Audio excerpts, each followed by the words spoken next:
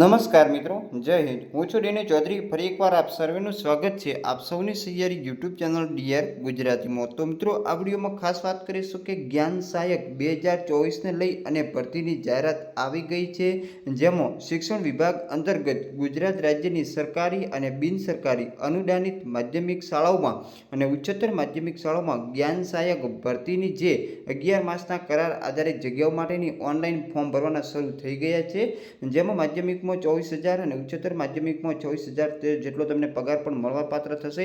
અત્યારે એના ફોર્મ ભરવાના પણ ચાલુ છે। તો આપણે સંપૂર્ણ ડિટેલમાં વિડીયો તમને માહિતી આપીશું, કઈ રીતે ફોર્મ ભરવું, કઈ વેબસાઇટ ઉપર ભરવું, છેલ્લી તારીખ કઈ છે। તો વિડીયો છેલ્લે સુધી રહો। ચેનલ પર ન હો તો સબસ્ક્રાઇબ કરી બેલ આઇકન પ્રેસ કરી દો।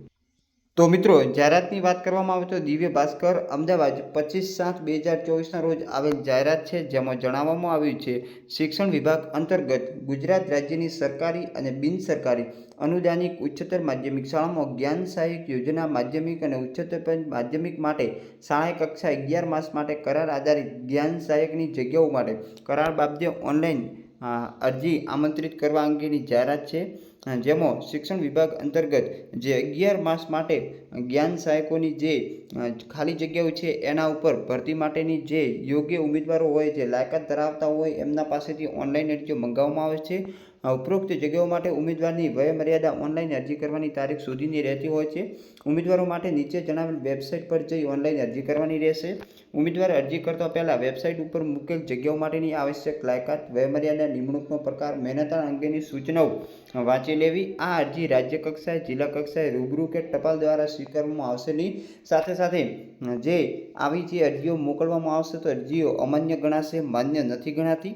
ઉમેદવારોએ પ્રમાણપત્રની ખરાઈ માટે જ્યારે પણ રૂબરૂ બોલાવવામાં આવે ત્યારે ઓનલાઈન કરેલ અરજીની પ્રિન્ટ પણ તમારે સાથે રાખવાની છે। સાથે સાથે પ્રમાણપત્રની એક ઝેરોક્ષની નકલ, પાસપોર્ટ સાઇઝનો ફોટોગ્રાફ તેમજ ચકાસણી માટે અસલ પ્રમાણપત્ર સાથે હાજર રહેવાનું છે। બંને માટેની જોઈ શકો છો ઉચ્ચતર અને માધ્યમિકની લિંક પણ આપેલી છે। ઓનલાઈન અરજી કરવાની તારીખની વાત કરવામાં આવે તો 27/7/2024ના શનિવારના બપોરે 2 કલાકથી અરજી શરૂ થશે અને 5/8/2024ના સોમવારે રાત્રિના 12 કલાક સુધી તમે અરજી કરી શકશો। જે મિત્રો જાહેરાત આવી ગઈ છે ગુજરાત શાળા શિક્ષણ પરિષદ સ્ટેટ પ્રોજેક્ટ ઓફિસ સમગ્ર શિક્ષા સેક્ટર 17 ગાંધીનગર, જે દરેક ન્યૂઝપેપરની અંદર આની જાહેરાત કરવામાં આવી છે। તો ફોર્મ ભરવાના સ્ટાર્ટ થશે એટલે ફરી આપણે નવા વિડીયો સાથે મળીશું। ત્યાં સુધી જય હિન્દ, જય ભારત। Thanks for watching.